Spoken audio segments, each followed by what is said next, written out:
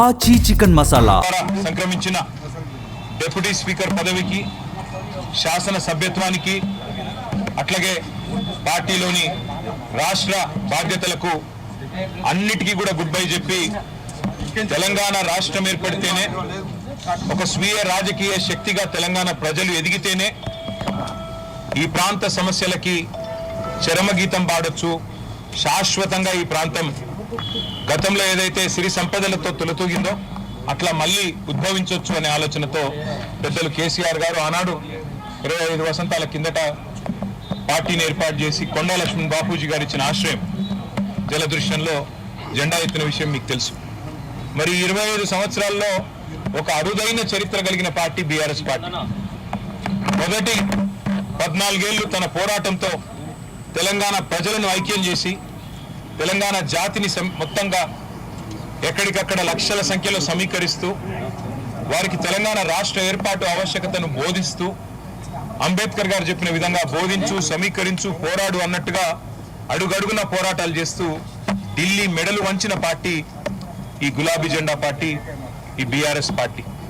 10 ఏళ్ల పాటు ప్రజలు అధికారం ఇస్తే మరి ఒక బాధ్యతగా భావించి రాష్ట్రం సాధించిన పార్టీకే ప్రజలు బాధ్యతనివ్వడాన్ని ఒక గౌరవంగా భావించి రాష్ట్రాన్ని అగ్రభాగాన 10 ఏళ్ల తన పరిపాలనలో నిలబెట్టిన నాయకుడు మహానాయకుడు కేసీఆర్ గారు. అట్లా నడిపిన పార్టీ బీఆర్ఎస్ పార్టీ.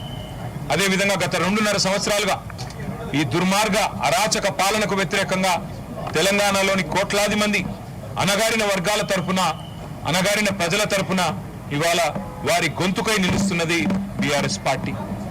ఆనాడు 14 ఏళ్లు ఉద్యమ పార్టీగా, 10 ఏళ్లు అధికార పార్టీగా, గత 2.5 ఏళ్లు ప్రతిపక్ష పార్టీగా అన్ని పాత్రలు, ప్రజలు ఇచ్చిన ప్రతి పాత్రను సమర్థవంతంగా పోషిస్తూ ఇవాళ భారతదేశ చరిత్రలోనే అతి కొద్ది పార్టీలు, 25 వసంతాలు పూర్తి చేసుకున్న పార్టీలు వేళ్ల మీద లెక్కబెట్టదగ్గ సంఖ్యలో ఉంటాయి.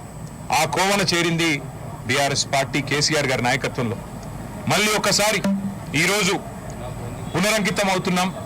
ఖచ్చితంగా తెలంగాణ ప్రజలకు ఒక స్వీయ రాజకీయ అస్తిత్వం ఉండాలి అని ప్రొఫెసర్ జయశంకర్ గారు ఎప్పుడు ఏదైతే చెప్తా ఉండేవారో, ఎట్టి పనికైనా మట్టి పనికైనా మనవాడే ఉండాలని చెప్తా ఉండేవారో, అట్లాగే మళ్ళీ పునరంకితం అవుతాం.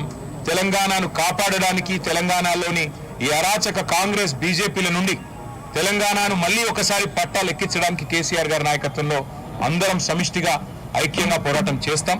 తప్పకుండా 2028వ సంవత్సరంలో తిరిగి మళ్ళీ తెలంగాణ రాష్ట్రానికి కేసీఆర్ గారిని ముఖ్యమంత్రి చేసేదాకా మేమందరం కూడా ఆయన సైనికులుగా, తెలంగాణ ప్రజల ప్రతినిధులుగా, తెలంగాణ బలగంగా, తెలంగాణ దళంగా కలిసికట్టుగా కదం తొక్కుతాం. తప్పకుండా తెలంగాణకి మళ్ళీ ఒకసారి పునరంకితం అవుతాం. ఈ పవిత్ర రోజున, పార్టీ ఆవిర్భవించిన ఈ పవిత్ర రోజున, 25 వసంతాలు పూర్తి చేసుకున్న ఈ రోజున తప్పకుండా మాకు మరింత ఉత్సాహం, మరింత ఉత్తేజం ఇవ్వడానికి మా నాయకుడు కేసీఆర్ గారు ఇప్పుడు మధ్యాహ్నం 2 గంటలకి రాబోతా ఉన్నారు. వారి రాక కోసం, వారి దిశానిర్దేశం కోసం తెలంగాణలోని లక్షలాది మంది గులాబీ దండు ఎదురు చూస్తా ఉన్నారు.